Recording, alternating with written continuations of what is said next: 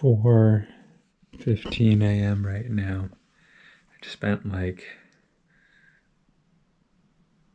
over 3 hours booking and researching what I'm gonna do on my little 5-day break in between my breaks. I don't know why that took me so long. I was just shopping around and the payment wasn't working and whole hullabaloo. I have it booked now. That's all good. I'm staying in a hotel. Couldn't really find any hostels that were open through Christmas, but yeah, that was a whole goose chase, and I had literally all day before to do this. I had no reason to stay up until 4 a.m. I had so much time to just like research this before, but that's okay. It's booked now, and I have a place to live all the way until January, which is over a month and a half away. So I'm looking good, and I have a bunch of things straightened out, and I know what I'm gonna be doing. So a little bit ridiculous that this is the circumstances that I put myself in, but it's solved. So that's a good thing. Had some breakfast and tried to soak in as much water as I can. Time for another adventure here. Gonna run the first bit and then gonna hike the rest. Should get a good 13 miles in today, so excited. Let's go. Trying to skip a backpack today as well.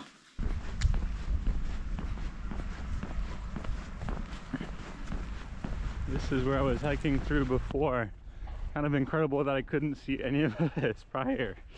So much fog. And the ground really isn't too muddy, so good for jogging. It will work, it'll work.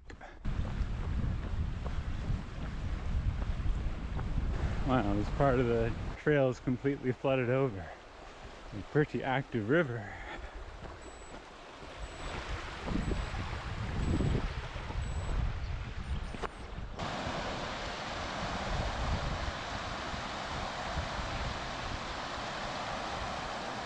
Across the bridge and on the other side of the river because the stepping stone path is fully flooded, so this seems like it'll work. There were some other people that had turned around and come back this way, so if the geezers can do it, so can I.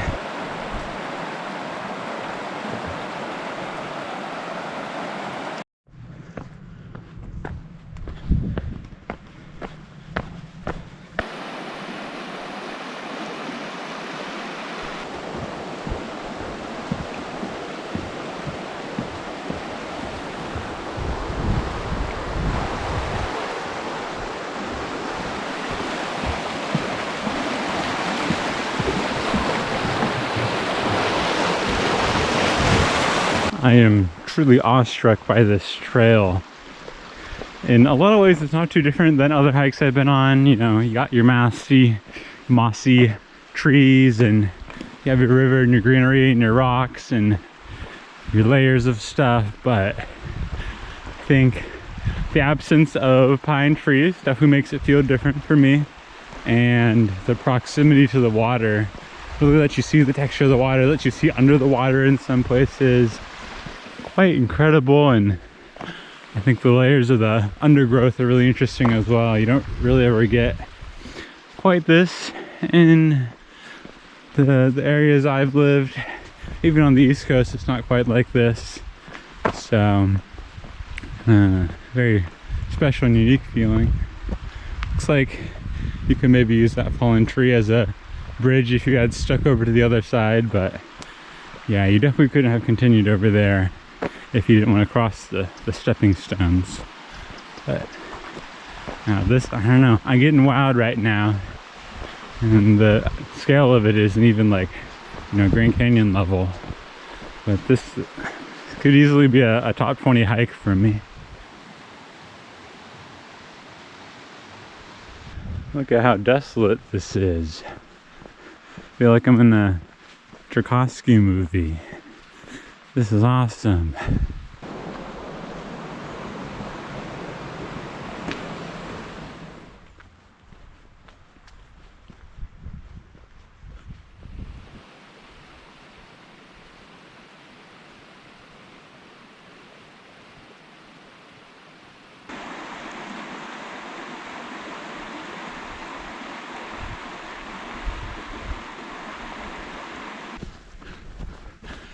trying to jog the last bit of the flat parts because I don't have that much daylight left.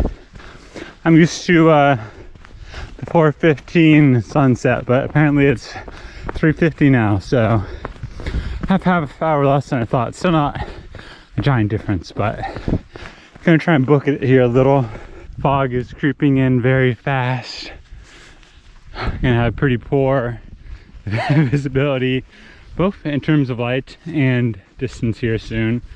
I think I'm supposed to be going up still, but I'm not 100% sure, so should be able to figure out, no big issue, but not the clearest of paths for my return.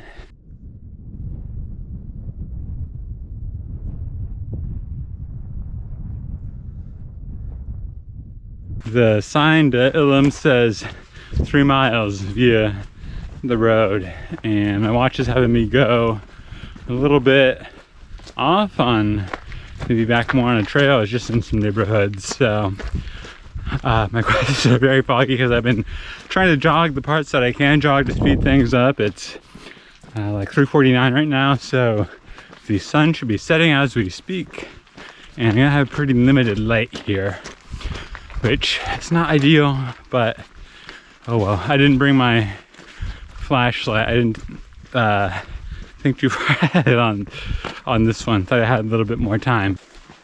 My trail disappeared, but following my GPS lines, I think there's an alternate, not as steep trail that looks like most people are taking, but I'm bushwhacking on dead things here, so it's not so bad.